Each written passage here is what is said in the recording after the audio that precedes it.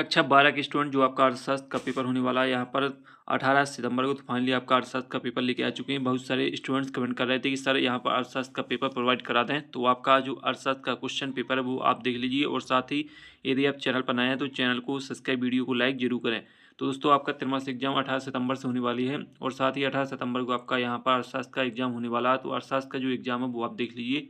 साथ ही question paper को अच्छे तरीके से पढ़ना है, सॉल्यूशन आपको वीडियो में मिलता जाएगा, इसलिए वीडियो के एंड तक वॉच जरूर करें। तो दोस्तों आपका जो पहला प्रश्न है वो आप देख लीजिए। आपका जो अर्थशास्त्र का पेपर वो आपका 80 नंबर का यहाँ पर पूर्णांक रहेगा। यहाँ पर देख लीजिए दोस्तों, आपका 80 नंबर का पूर्णांक रहने वाला अर्थशास्त्र के पेपर का, साथ ही 3 घंटे आपको देखने को मिल जाएंगे। तो दोस्तों यहाँ पर आपका जो पहला प्रश्न है वो आप देख लीजिए। पहला प्रश्न आपका सही विकल्प चुनकर लिखिए और साथ ही आपके जो सही विकल्प वो आपके 6 नंबर के रहेंगे। जिसमें पहला प्रश्न है उत्पादक के घटक होते हैं, तो इसमें आपको उत्पादक के घटक बताना है कितने होते हैं। तो आप आंसर को देखते जाइए और साथ ही कॉपी में नोट करते जाएं और याद भी करते जाएं, क्योंकि आपका कल यानी 18 सितंबर को पेपर है। तो यहाँ पर दोस्तों आपका उत्पादक के घटक होते हैं, तो इसका आपको सॉल्यूशन देना है। तो इसका आपका करेक्ट आंसर यहाँ पर हो जाएगा 5। तो यहाँ पर करेक्ट आंसर आपका 5 हो जाएगा। इसके बाद दूसरा, निम्न में से मध्यवर्ती वस्तु है। तो निम्न में से आपको मध्यवर्ती वस्तु बताना है क्या है। टीवी, मशीन, लकड़ी, कोयला। तो इसका जो करेक्ट आंसर है वो आपका 7 नंबर हो जाएगा, लकड़ी। तीसरा आपका साम्य कीमत का निर्धारण निम्न में से किसके द्वारा स्थापित होता है।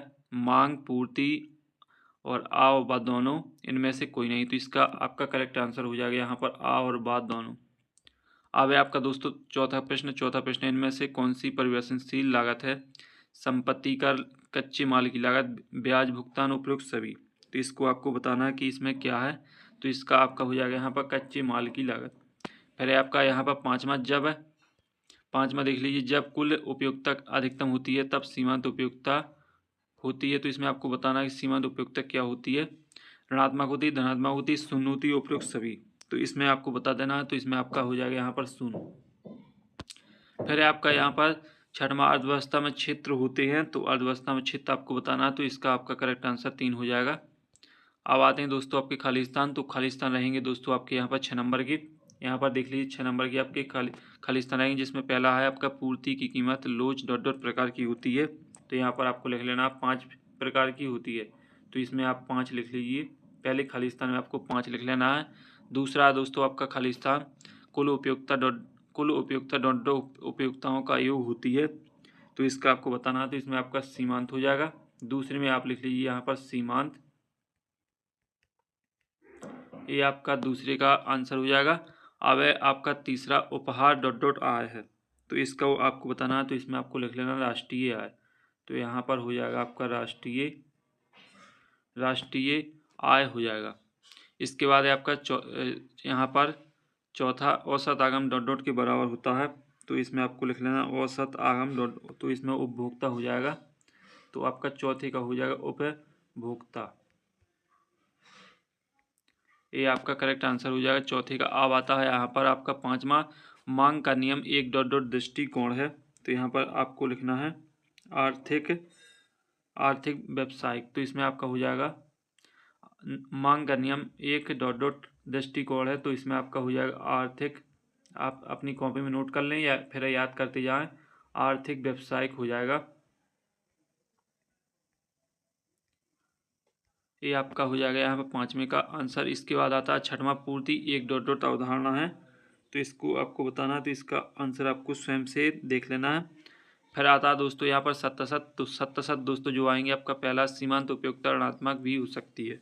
तो ये आपका बिल्कुल सही कथन है, सीमांत उपयोगिता ऋणात्मक भी हो सकती है। फिर है आपका सूक्ष्म अध्ययन समष्टि अर्थशास्त्र से संबंधित है। तो ये आपका यहाँ पर गलत कथन है। तो दूसरे में गलत कर लीजिए। तीसरा आपका वर्तमान समय में कोई भी अर्थव्यवस्था बंद अर्थव्यवस्था नहीं है। तो इसका आपको बताना है यहाँ पर तीसरे का। तो तीसरे का जो तीसरा कथन है वो आपका सत्य रहेगा। फिर चौथा, बाजार मूल्य काल्पनिक होता है। तो ये आपका गलत कथन है। फिर आपका पांचवा, यदि कुल आगम स्थिर है जो औसत आगम भी स्थिर होगा। तो ये आपका यहाँ पर गलत कथन है।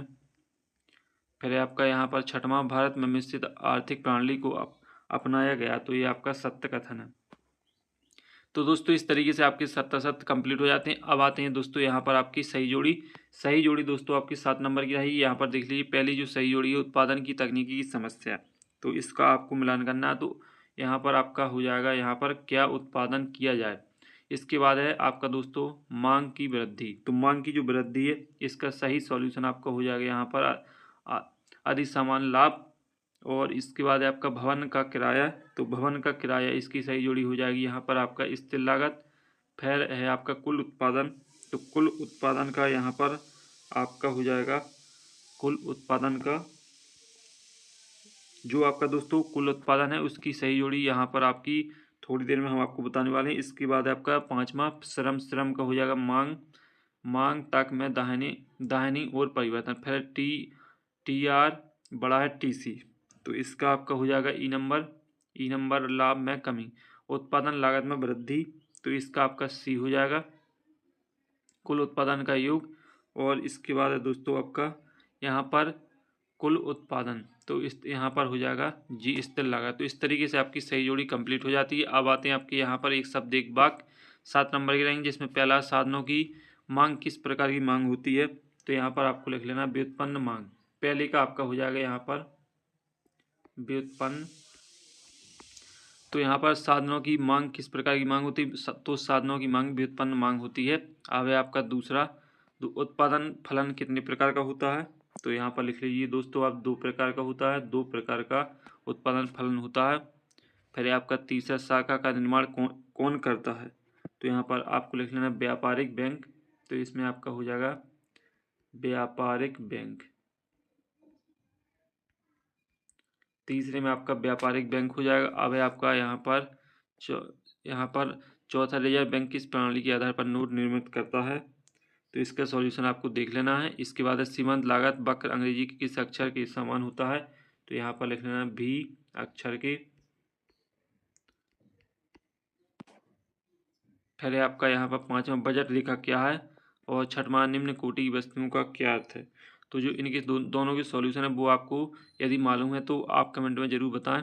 इसके बाद आपका छठवां प्रश्न है। तो जो दोस्तों आपका छठवां प्रश्न है इसे आपको देखना है। तो छठवें प्रश्न को आप देख लीजिए, यहाँ पर 2 नंबर के सही प्रश्न रहेंगे। साथ ही जो चैनल पर दोस्तों नए हैं वो चैनल को सब्सक्राइब जरूर करें। तो आपका छठवां है अर्थशास्त्र का अर्थव्यवस्था का अर्थ लिखिए, कुल उपयोगिता किसे कहते हैं। सातवां मांग की लोच क्या मापती है, सूक्ष्म अर्थशास्त्र किसे कहते हैं। आठवां बाजार मांग को परिभाषित कीजिए। इसके बाद है आपका सीमांत योग्यता का अर्थ लिखिए, व्यष्टि और समष्टि में अंतर, समष्टि अर्थशास्त्र की परिभाषा। 10वां प्रति व्यक्ति आय का अर्थ लिखिए।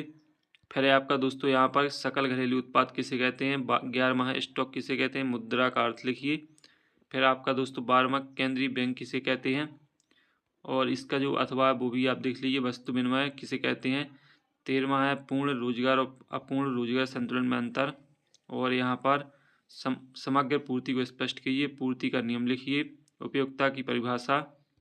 और यहाँ पर दोस्तों उदासीनता वक्र नकारात्मक ढाल क्यों बनाते हैं, उपभोक्ता के बजट समूह से आप क्या समझते हैं।